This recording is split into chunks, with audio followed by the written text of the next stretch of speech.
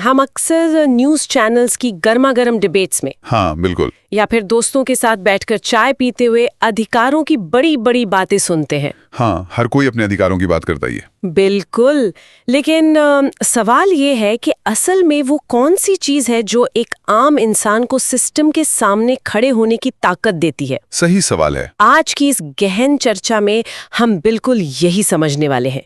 आज का हमारा विषय भारतीय संविधान का भाग 3 है, यानी अनुच्छेद 12 से लेकर 35 तक फैले हुए मौलिक अधिकार। हाँ, जिन्हें हम फंडामेंटल राइट्स भी कहते हैं।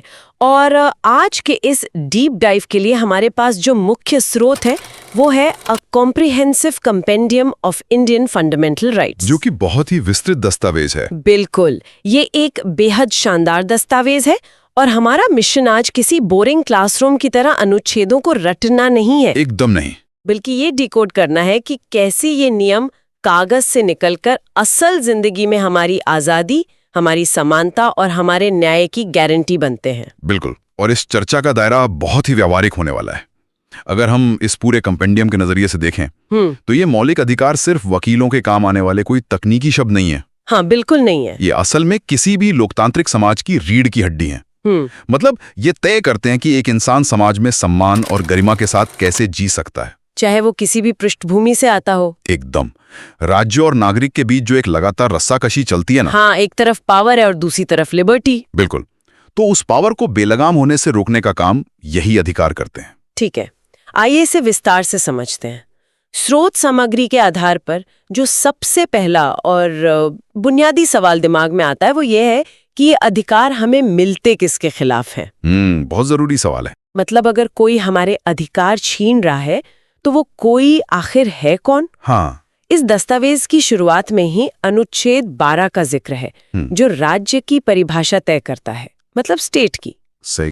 राज्य शब्द के अंतर्गत केंद्र सरकार, राज्य सरकार, संसद और राज्य का विधानमंडल आता है। इसमें बताया गया है कि इस राज्य में केंद्र सरकार, राज्य सरकारें, संसद, विधानमंडल और यहाँ तक कि सरकारी अथॉरिटीज भी शामिल है। हाँ, तो इसका सीधा सा मतलब ये हुआ कि हमारे मौलिक अधिकार मुख्य रूप से सरकार और उसके सिस्टम की ताकत पर लगाम लगाते हैं। एकदम। और यहीं पर अनुच्छेद 13 की भूमिका बेहद अहम हो जाती है। अनुच्छेद 13 के तहत कानून और अधिकारों के बीच संतुलन न्याय सुनिश्चित करता है। अच्छा। हाँ, ये अनुच्छेद एक तरह से सबसे बड़े फिल्टर या सुरक्षा कवच का काम करता है। हमारे स्रोत में इसे बहुत स्पष्ट रूप से समझाया गया है कि कोई भी ऐसा कानून जो इन मौलिक अधिकारों को कमजोर करता है या उनके खिलाफ जाता है, वो पूरी तरह से शून्य मान लिया जाएगा, मतलब वॉइड हो जाएगा। यानी वो कानून शुरुआत से ही अमान्य हो जाएगा। एकदम। इसे ऐसे समझिए कि अगर संसद कोई ऐसा नियम पास कर भी दे जो नागरिकों के बुनियादी अधिकारों को छीनता हो, जो कि हो सकता है, बिल्कुल हो सकता है, तो अनुच्छेद 13 न्यायपालिका को ये ताकत देता है कि वो उस कानून को खारिज कर दे। वाव! ये कोई छोटी बात नहीं है। ये सुनिश्चित करता है कि संविधान बनाने वालों ने जो अधिकार दे दिए हैं, कोई भी मौजूदा या भविष्य की सरकार उन्हें अपनी मर्जी से खत्म नहीं कर सकती। मौलिक अधिकारों की सर्वोच्चता हर हाल में बनी रहेगी। हाँ, बिल्कुल बनी रहेगी। ये तो हो गई पूरी व्यवस्था की आधारशिला। हाँ। अब जरा उस हिस्से पर आते हैं जो समाज के रोजमर्रा के जीवन से सीधे जुड़ता है। हाँ, समानता की बात। हाँ, हमारे नोट्स के मुताबिक अधिकारों का पहला बड़ा ब्लॉक है समानता का अधिकार, जो अनुच्छेद 14 से 18 तक चलता है। सही है। अब अनुच्छेद 14 तो बहुत ही सीधा है। ये भारतीय संविधान का अनुच्छेद 14 समानता का अधिकार देता है। यह सुनिश्चित करता है कि कानून सबके लिए समान हो और भेदभाव न हो। कहता है कि कानून के सामने सब समान है, राज्य किसी के साथ मनमाना भेदभाव नहीं कर सकता। और अनुच्छेद 15 इस बात को थोड़ा और जूम इन करके देखता है। वो कैसे? अनुच्छेद 15 के तहत किसी भी आधार पर भेदभाव निषिद्ध है। इसके तहत धर्म, जाति, लिंग या जन्मस्थान के आधार पर किसी भी तरह के भेदभाव पर पूरी तरह पाबंदी है। लेकिन, हाँ, और ये एक बहुत बड़ा लेकिन है, इसी अनुच्छेद में एक दिलचस्प बात लिखी है कि महिलाओं, बच्चों और पिछड़े वर्गों के लिए विशेष नियम बनाए जा सकते हैं। यहाँ जो सबसे दिलचस्प बात है वो ये कि समानता का मतलब हमेशा सबको एक ही लाठी से हाँकना नहीं होता। बिल्कुल। अक्सर ये सवाल उठता है कि अगर सब बराबर हैं तो किसी एक वर्ग के लिए विशेष नियम क्यों बनाए जाएं? ये सवाल तो बहुत आम है। हाँ, तो इसका जवाब हमें अनुच्छेद 16 में मिलता है। अनुच्छेद 16 के तहत सरकारी नौकरी में समान अवसर का अधिकार दिया गया है। यह आरक्षण की व्यवस्था का संवैधानिक जो आधार है। सरकारी नौकरियों में समान अवसर की बात करता है।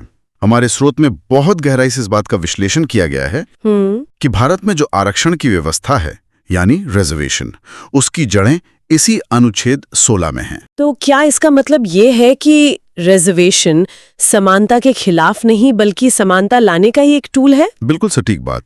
अगर समाज का एक तबका सदियों से पीछे छूट गया है तो उसे बाकियों का बराबर ला खड़ा करने के लिए कुछ विशेष प्रावधान करने ही होंगे। हाँ, अफर्मेटिव एक्शन। एकदम।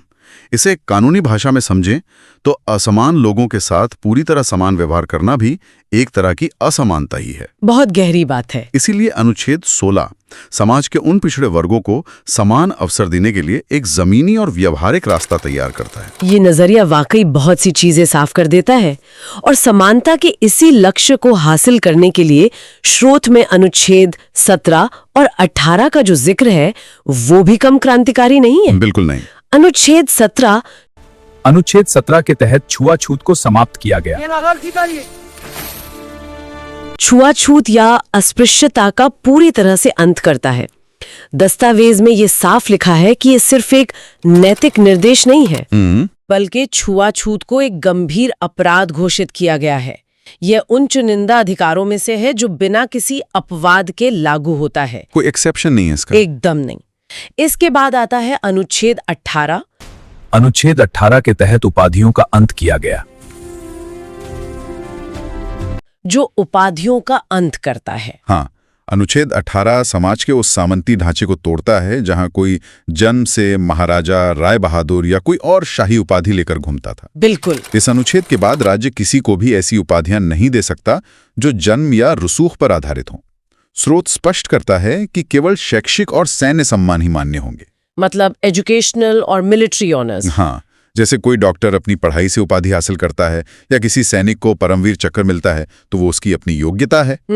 इसका लक्ष्य एक ऐसा समाज बनाना है जहां कोई भी नागरिक महज अपने नाम के आगे लगी किसी पुरानी उपाधि की वजह से खुद को दूसरों से ऊपर ना समझे। यहाँ ये विषय वाकई बहुत दिलचस्प हो जाता है क्योंकि जब समाज में सबको बराबरी के स्तर पर ला दिया गया उसके बाद इंसान को क्या चाहिए? आजादी। बिल्कुल, उसे चाहिए आजादी, कुछ भी सोचने, बोलने और करने की आजादी।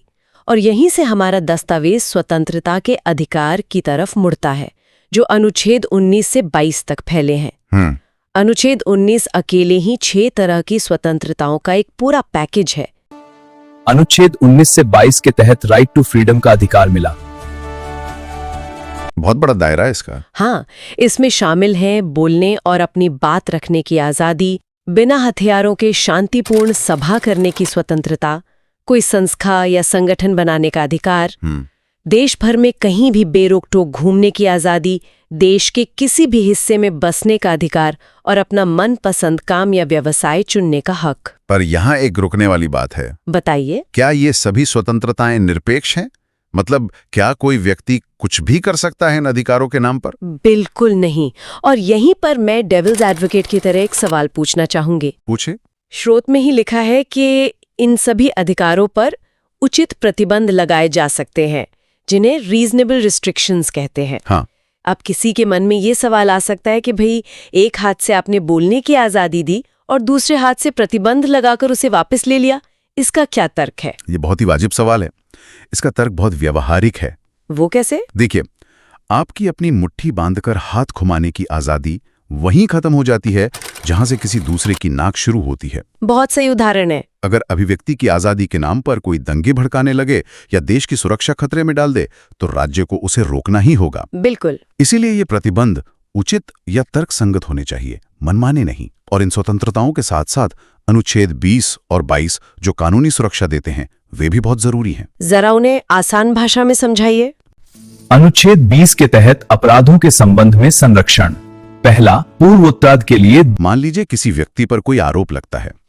अनुच्छेद 20 कहता है कि उसे पूर्वव्यापी दंड नहीं दिया जा सकता। मतलब एक्स पोस्ट फैक्टो लॉ। हाँ, मतलब अगर आज कोई काम अपराध नहीं है और किसी ने वो काम किया तो कल नया कानून बनाकर उसे कल के काम के लिए आज सजा नहीं दी जा सकती। ये तो बहुत तार्किक है। इसी तरह एक ही अपराध के लिए 2 बार सजा नहीं दी जा सकती। जिसे डबल जेपड़ी कहते हैं। और सबसे बड़ी बात, पुलिस किसी को खुद के ही खिलाफ गवाही देने के लिए मजबूर नहीं कर सकती। ये बहुत बड़ा बचाव है। बिल्कुल। 24 घंटे के अंदर गिरफ्तार व्यक्ति को मजिस्ट्रेट के सामने पेश करना होगा।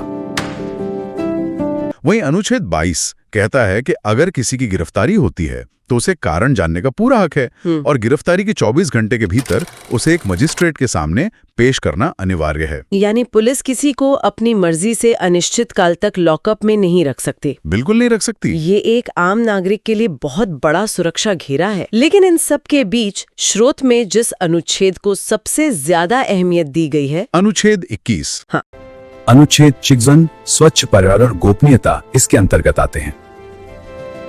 अनुच्छेद 21 जीवन और व्यक्तिगत स्वतंत्रता।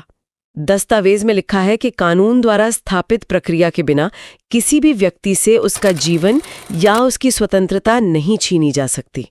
सुनने में ये एक बहुत ही छोटी सी लाइन लगती है, लेकिन इसका असर बहुत गहरा है। अगर हम इसे बड़ी तस्वीर से जोड़ें, हाँ, तो समझ में आता है कि अनुच्छेद 21 भारतीय संविधान का सबसे ज्यादा विकसित होने वाला अनुच्छेद है। इवॉल्व हुआ है समय के साथ। बहुत ज्यादा। शुरुआत में इसका मतलब सिर्फ इतना निकाला जाता था कि राज्य किसी की जान नहीं ले सकता, लेकिन समय के साथ अदालतों ने इसकी व्याख्या को बहुत व्यापक बना दिया। जैसे हमारे स्रोत के अनुसार जीवन के अधिकार का मतलब सिर्फ सांस लेना या जिंदा रहना नहीं है, बल्कि मानवीय गरिमा के साथ जीना है, डिग्निटी के साथ।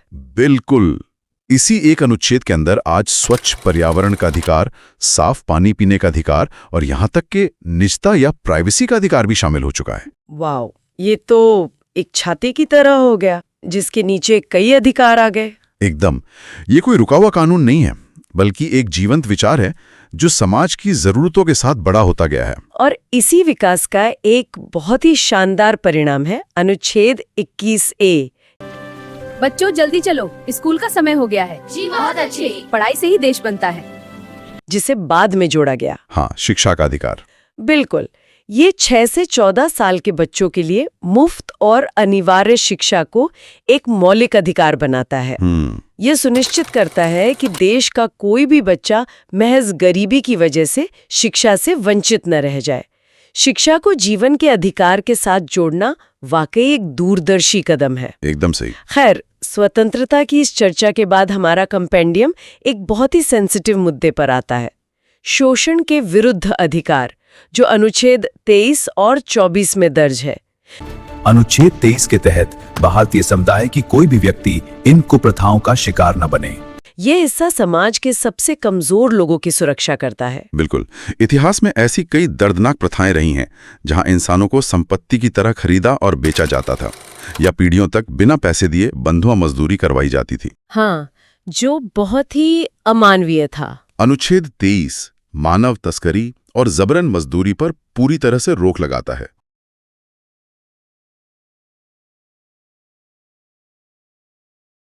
और अनुच्छेद 24 विशेष तौर पर बचपन को बचाने के लिए है, बाल श्रम के खिलाफ। हाँ, ये साफ कहता है कि 14 वर्ष से कम उम्र के बच्चों को किसी भी कारखाने, खदान या किसी खतरनाक काम में नहीं लगाया जा सकता। इसके बाद दस्तावेज भारत की उस पहचान की बात करता है जिसके लिए ये देश पूरी दुनिया में जाना जाता है, यानी हमारी विविधता। बिल्कुल, हमारी विविधता। और इस विविधता को बनाए रखने के लिए अनुच्छेद 25 से 28 तक धार्मिक स्वतंत्रता का अधिकार दिया गया है।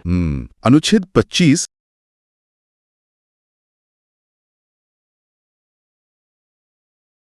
हर व्यक्ति को अपने अंतःकरण की आवाज सुनने, अपना धर्म आबाद रूप से मानने, उसका पालन करने और प्रचार करने की आजादी देता है। लेकिन यहाँ राज्य का रोल समझना बहुत जरूरी है। वो कैसे? देखिए, धार्मिक आजादी तो है, संस्थाएं अपना प्रबंधन भी खुद कर सकती हैं, जो कि अनुच्छेद 26 में है। हाँ। अनुच्छेद 26 के तहत धार्मिक संस्थाएं अपने मामलों का संचालन।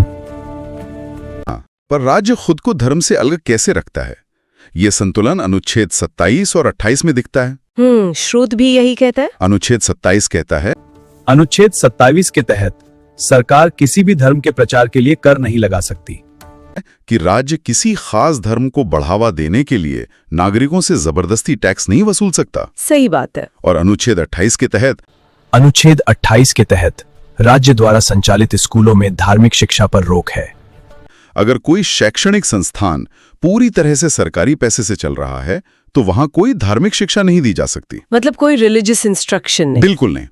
इसका सीधा सा मतलब यह है कि राज्य की नजर में सब धर्म समान है, लेकिन राज्य का अपना कोई धर्म नहीं है। ये धर्मनिरपेक्षता का बहुत ही व्यवहारिक मॉडल है। और इसी से जुड़ा है अगला हिस्सा, सांस्कृतिक और शैक्षणिक अधिकार, जो अनुच्छेद 19 और 30 में है, जो अल्पसंख्यकों के लिए है। हाँ, अनुच्छेद 29 के तहत भाषा और संस्कृति की रक्षा, यह सभी अल्पसंख्यक समुदायों के अधिकारों की गारंटी देता है। एक लोकतंत्र में ये डर हमेशा बना रहता है कि कहीं बहुसंख्यक वर्ग की संस्कृति में अल्पसंख्यक वर्ग की पहचान न खो जाए। इसलिए अनुच्छेद 19 अल्पसंख्यकों को अपनी भाषा, लिपि और संस्कृति को सुरक्षित रखने का अधिकार देता है, और अनुच्छेद 30 अनुच्छेद के तहत उन्हें अपनी भाषा, लिपि और संस्कृति को बनाए रखने और उसे बढ़ावा देने में सक्षम बनाता है। उन्हें अपने खुद के शैक्षणिक संस्थान खोलने और चलाने की आजादी देता है। अब तक इस डीप डाइव में हमने जितने भी शानदार अधिकारों की बात की है, हाँ, चाहे वो समानता हो, आजादी हो या धर्म की स्वतंत्रता हो, जरा सोचिए, अगर सरकार कल को ये सारे अधिकार देने से मना कर दे तो एक आम नागरिक क्या करेगा? जाहिर है वो कोर्ट जाएगा। बिल्कुल। और वो कोर्ट जा सके, इसकी गारंटी कौन देता है? अनुच्छेद 32। अनुच्छेद 32 के तहत कोई भी व्यक्ति सीधे सर्वोच्च न्यायालय जा सकता है। एकदम सही, अनुच्छेद 32। इसीलिए हमारे स्रोत दस्तावेज में एक बहुत ही ऐतिहासिक बात दर्ज है। डॉक्टर भीमराव अंबेडकर ने अनुच्छेद 32 को संविधान की आत्मा और उसका हृदय कहा था। ये बहुत बड़ी बात है। हाँ, ये संवैधानिक उपचारों का अधिकार है। ये कोई साधारण अधिकार नहीं है, बल्कि बाकी सारे मौलिक अधिकारों को लागू करवाने का अधिकार है। इसके तहत अगर किसी नागरिक का अधिकार छीना जाता है तो वो सीधे सुप्रीम कोर्ट जा सकता है। ये वाकई संविधान की आत्मा कहलाने लायक ही है। अधिकारों का तब तक कोई फायदा नहीं है जब तक कि उन्हें लागू करवाने का कोई तेज और प्रभावशाली हथियार न हो। बिल्कुल सही। और स्रोत में बताया गया है कि सुप्रीम कोर्ट के पास इन अधिकारों को लागू करने के लिए 5 विशेष तरह के आदेश या रिट्स जारी करने की शक्ति है। हाँ, ये 5 रिट्स बहुत ताकतवर हैं। ये नाम सुनने में थोड़े लैटिन और भारी भरकम लगते हैं, लेकिन इनका काम बहुत सीधा है।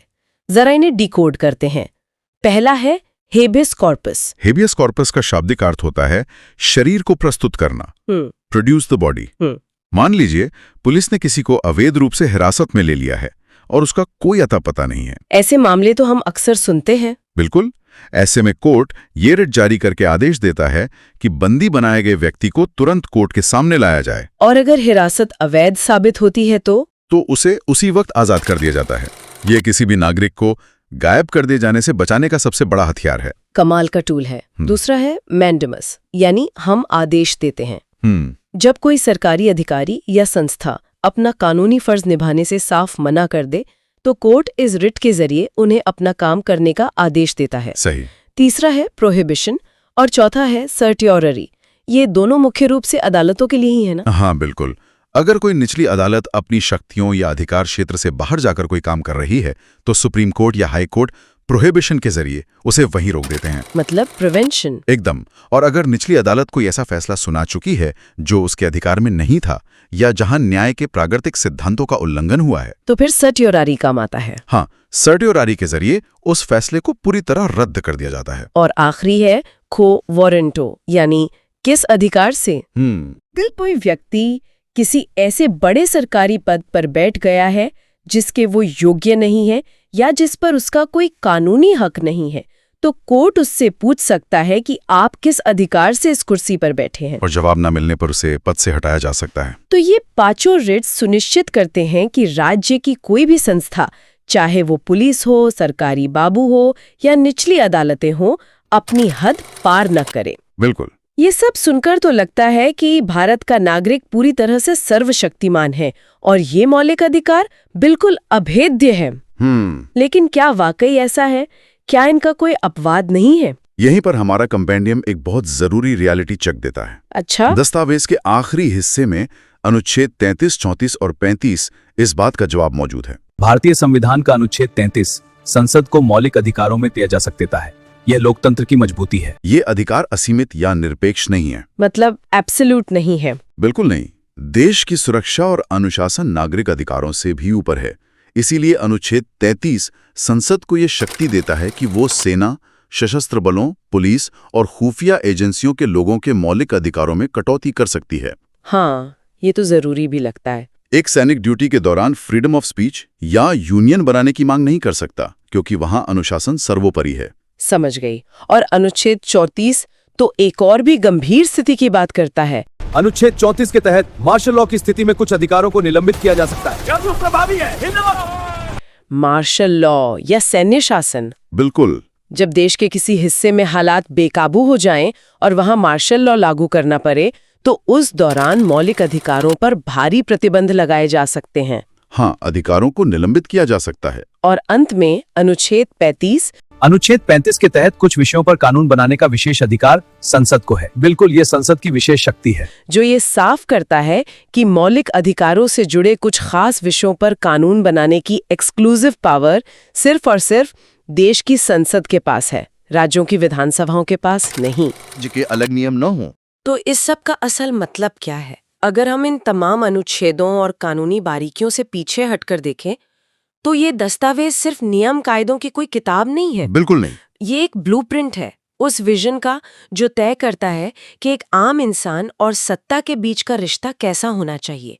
समानता के अधिकार से लेकर बोलने की आज़ादी तक और धर्म चुनने से लेकर सीधे सुप्रीम कोर्ट का दरवाजा खटखटाने की ताकत तक। ये पूरा भाग 3 ये सुनिश्चित करता है कि लोकतंत्र में बहुमत की सरकार भी किसी एक व्यक्ति को उसके बुनियादी अधिकारों से वंचित न कर सके। बिल्कुल, ये सिस्टम के भीतर ही एक ऐसा चेक एंड बैलेंस है जो राज्य को तानाशाही की तरफ जाने से रोकता है। और इसी संतुलन के विचार के साथ हम इस गहन चर्चा को एक ऐसे सवाल पर लाकर छोड़ना चाहेंगे जो हमारे आज के स्रोतों पर ही आधारित है, लेकिन थोड़ा सोचने पर मजबूर करता है। बताइए। जरा इस अंतर विरोध को देखिए। एक तरफ हमारे पास अनुच्छेद 13 है। अनुच्छेद 13 के तहत कानून और अधिकारों के बीच संतुलन न्याय सुनिश्चित करता है, जो एक ढाल की तरह खड़ा है और कहता है कि मौलिक अधिकारों को छीनने वाला कोई भी कानून पूरी तरह से शून्य होगा। बिल्कुल। लेकिन दूसरी तरफ अनुच्छेद 35 के तहत कुछ विषयों पर कानून बनाने का विशेष अधिकार संसद को है। बिल्कुल, ये संसद की विशेष शक्ति है। संसद को इन्हीं अधिकारों पर नियंत्रण करने की विशेष शक्ति देता है। और अनुच्छेद 34 मार्शल लॉ जैसी असाधारण स्थिति में अधिकारों पर ताला लगाने की बात करता है। हाँ। ये विचार करने वाली बात है कि जब किसी इलाके में ऐसी असाधारण स्थिति लागू होती है, तो अधिकारों की रक्षा करने वाले अनुच्छेद 13 की ताकत और अधिकारों को सीमित करने वाली अनुच्छेद 34 या 35 की शक्तियों के बीच जो भारी टकराव होता है, उस टकराव के बीच फंसा एक आम नागरिक असल जिंदगी में अपने वजूद को कैसे बनाए रखता है। अधिकारों की गारंटी और राज्य की सुरक्षा के बीच का एक ऐसा नाजुक संतुलन है जिस पर गहराई से विचार किया जाना चाहिए। आज के हमारे इस डीप डाइव में बस इतना ही।